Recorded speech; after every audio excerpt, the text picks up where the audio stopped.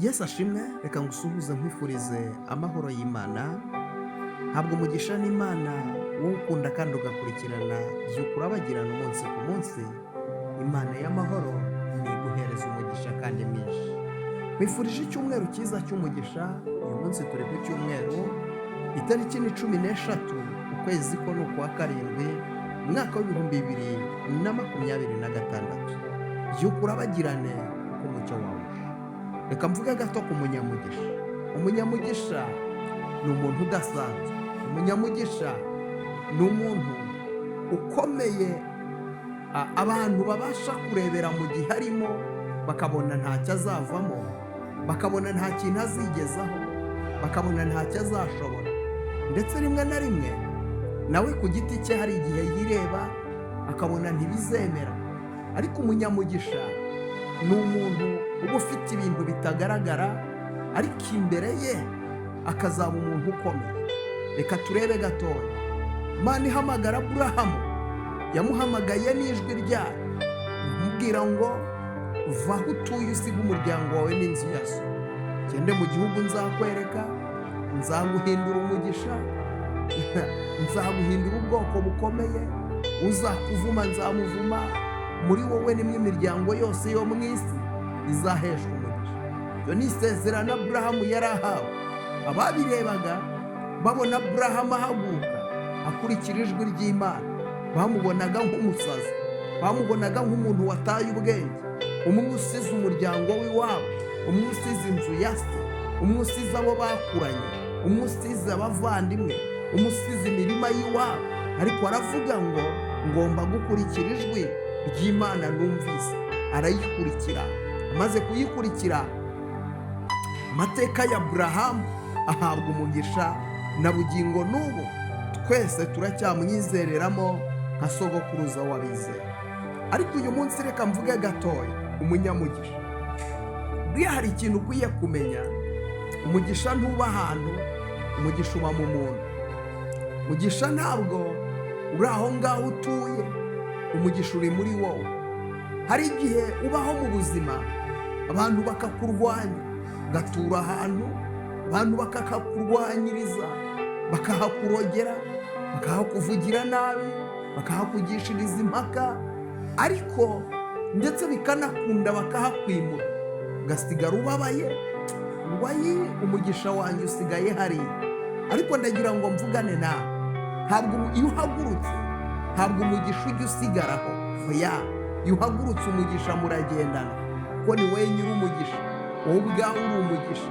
Ijambo ry'Imana rirambwira ngo aho muzagera hose aho hazaba ahari, aho muzagera hose aho ngaho hazaba ahari. Ni nayo mpamvu udakwiye kubabazwa n'abakwirukanye ku butaka wari utuyeho, wibabazwa n'abakwirukanye mu kazi wari urimo. Ako kazi ntabwo ariko kari ak'umugisha, ahubwo ni wowe umunyamugisha, n'akandi uzabona kazahinduka umugisha kubera ko wowe ubwawe uri umunyamugisha. Iyo bizinesi wakoraga ntabwo ariyo yari umugisha, ahubwo ni wowe wari umugisha, kuko muri wowe Imana yashyizemo umugisha. Imana yaravuze ngo uzaba umugisha, uzakwifuriza umugisha nawe azahabwa umugisha. Reka mvuge gato ikintu kizana umugisha ku mukristo. Icya mbere ni ukuba usenga kandi ukaba waranze icyaha n'igisa nacyo. Mu magambo Imana yabwiye Aburahamu, yaramubwiye ngo va usige ujye mu gihugu nzakwereka. Rero mu bintu bizana umugisha ku buzima bw'umuntu hariho kuva kandi ugasiga kandi ukajya. Iyo wamaze kuva mu byaha ukabireka, warangiza ukiyegurira Yesu nk'umwami n'umukiza w'ubugingo bwawe, uba uri umunyamugisha. Haleluya! Uwo mugisha rero ntusanzwe. Rero nshaka kuvugana nawe iki kintu. Menya ko wowe ubwawe uri umugisha. Aho uzagera hose uzahahindura umugisha, aho uzakandagiza ibirenge byawe hose uzahahindura umugisha, kuko uri umunyamugisha. Icyo uzerekezaho amaboko cyose kizahinduka umugisha. Reka gutindaho abantu bakugisha impaka, reka gutindaho abantu bakuvuga nabi, reka gutindaho abantu bakurwanyiriza, ahubwo utera intambwe ugenda ugera ahantu hagutse. Tera intambwe, wigira imbere gatoya. Birashoboka ko aho uhagaze uyu munsi abantu baraguca intege, abantu barakurwanya. Hunga uve mu rusaku rw'abaguca intege, utera intambwe wigira imbere. Aho uzagera hose nihashake habe hari icyaro kimwe kibi kibisi, kubera ko uri umunyamugisha. Ukihakandagiza ibirenge, ubutaka buzabimenya ko wahageze. Niburangiza bukwemere, icyo uzakorera aho hantu cyose uzahabonera umugisha, kuko uri umunyamugisha. Reka mvugane nawe. Bibiliya itwereka umugabo witwa Isaka. Uyu Isaka ngo ageze i Gerari, ngo abagaragu be bafukura amariba. Imana itugirire neza, ngo bafukura iriba rya mbere, ngo bamaze kurifukura, ngo abagaragu ngo babagisha impaka, ngo iryo riba ni iryabo, ngo bamugisha impaka. Ngo bamaze kumugisha impaka, Bibiliya iravuga ngo aryita Eseki, kuko bamugishije impaka. Ngo ariko ngo arahava. Haleluya, arahava. Ntugatinde ahantu abantu bakugisha impaka, ntugahagarare mu bintu abantu ubona ko bakugisha. Agenda. Reka nkubwire, witsimbarara ahantu ngo nimpaguma, ngo nimpava, ngo umugisha. Wowe ubwawe uri umugisha. Imana itugirire neza. Reka nkubwire, uwo mugisha wagiriye kuri uwo musozi, wajya n'ahandi ukahabonera umugisha. Umugisha wagiriye muri iryo duka, wafungura n'irindi nabwo ukahabonera umugisha. Sinzi niba uri muranyumva. Umugisha wagiriwe muri ako kazi, nubwo bakwirukanye uhabona n'akandi nako kakagiriramo umugisha. Ndagira ngo mvugane nawe, umugisha wagiriye muri iyo nzu, nubwo nyirayo arimo yigusohoramo, wiyigundira, wiyigumamo, wajya no mu yindi nabwo ukabona umugisha. Haleluya. Wajya no mu yindi nabwo ukabona umugisha, kuko uri umunyamugisha. Umugisha ntuba ahantu, ahubwo umugisha uba mu muntu. Haleluya. Umugisha ntuba ahantu, umugisha uri mu muntu. Umugisha uri muri wowe, umugisha ugendana nawo. Iyo bakwirukanye ugendana n'umugisha wawe, iyo uvuye ahantu ugendana n'umugisha wawe. Ahubwo uyu munsi zamura kwizera, kuko uri umunyamugisha. Zamure kwizera kwawe, tangire kurema ibintu binini, tangire kureba viziyo yagutse, tangire kureba viziyo ngari, utumbire gukora ibintu binini. Haleluya. Tumbire gukora ibintu binini, tumbire gukora ibintu byagutse. Tumbira gukora ibintu byagutse, tumbira gukora ibintu binini bigari. Haleluya. Tangira utekereze imishinga yagutse, tangira utekereze proje zagutse, tangira utekereze bizinesi zagutse. Ushingiye kuki? Kuri umunyamugisha, uri umutsinzi. Haleluya. Icyo uzakora cyose, ejo twaganiriye ijambo rivuga ngo uwo muntu icyo azakora cyose, Zaburi igice cya mbere, uwo muntu icyo azakora cyose kizamubera cyiza. Haleluya. Turebye ijambo ry'Imana riboneka mu Bami wa kabiri, ibice byaho ni 13. Haranditse ngo Elisa aramubwira ati, enda umuheto n'imyambi. Nuko arayenda abwira umwami w'Abisiraheli ati, fata umuheto mu kuboko. Awufata mu kuboko. Elisa ashyira ibiganza bye mu by'umwami, ahera ko aravuga ati, kingura idirishya ryerekeye iburasirazuba. Ararikingura. Elisa aramubwira ati, rasa. Ararasa. Aravuga ati, uwo ni umwambi w'Uwiteka unesha, niwo mwambi wo kunesha Isiriya, kuko uzatsinda Abisiriya muri Afeka kugeza uzabatsembera. Imana itugire neza. Aramubwira ati, enda imyambi. Arayenda abwira umwami w'Abayisiraheli ati, yikubite hasi. Ayikubita hasi gatatu, arekera. Umuntu w'Imana aramurakarira, aramubwira ati, iyaba wakubise 5 cyangwa 6, watsinze Abasiriya kugeza aho uzabarimburira. Ariko none uzatsinda Isiriya 3 gusa. Nkubwiye, uyu munsi keneye gutekereza ibintu binini. Imana y'amahoro iguhe guhishurirwa mu izina rya Yesu.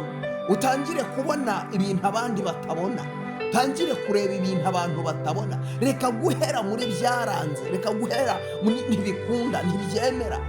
Imana nigukore ku maso, tangira ubone viziyo yawe, tangira ubone umugisha wawe, tangira ubone uwinjiramo, tangira ubone wawicayemo. Imana itugire neza. Uyu mwami w'Abayisiraheli, Imana y'amahoro itugire neza, Yehoyowasi uyu ni umwami ngo Elisa ageze igihe cyo gupfa, umwami asura Elisa ugati ko wabereye Isiraheli amagare n'amafarasi. Ariko Elisa kuko yari umuhanuzi w'Imana ureba kure, ngo afata umwami w'Abayisiraheli ngo aramuzana, ngavuga ngo fata umuheto wawe, ngo afata n'umwami, ngo Elisa aramubwira ngo kingura idirishya, ngo arafora ararasa, aramubwira ati uwo ni umwambi w'Uwiteka, uwo mwambi urashe n'Uwiteka uzatsinda Abasiriya. Haleluya! Abasiriya uzabatsinda iteka ryose. Ngo ariko arangije aramubwira ngo fata imyambi yikubite hasi, ngo ayikubita hasi gatatu. Ngo ariko bibabaza Elisa cyane, aravuga ngo iyo wakubise hasi 5 cyangwa 6 wakatsinza Abasiriya inshuro 5 esheshatu kugeza ubwo uzabarimbura, ariko kuko ugize iyerekwa rito uzabatsinda 3 konyine. Reka nkubwire, hari igihe umuntu agira iyerekwa rito kandi yari akwiye kugira iyerekwa rinini, ugasanga bitewe n'ubuzima urimo uyu munsi, ibintu byawe byose utekerereza mu bintu bito, ugatekerereza mu bintu bito, bizinesi utekereza uyitekerereza mu bintu bito, imishinga utekereza uyitekerereza mu bintu bito. Ariko nzanywe no kukubwira ngo tekereza ibintu binini, tekereza ibintu byagutse, tekereza ibintu bigari, tekereza viziyo nini. Haleluya! Tekereza viziyo nini, tekereza gucuruza byagutse kuko uri umunyamugisha.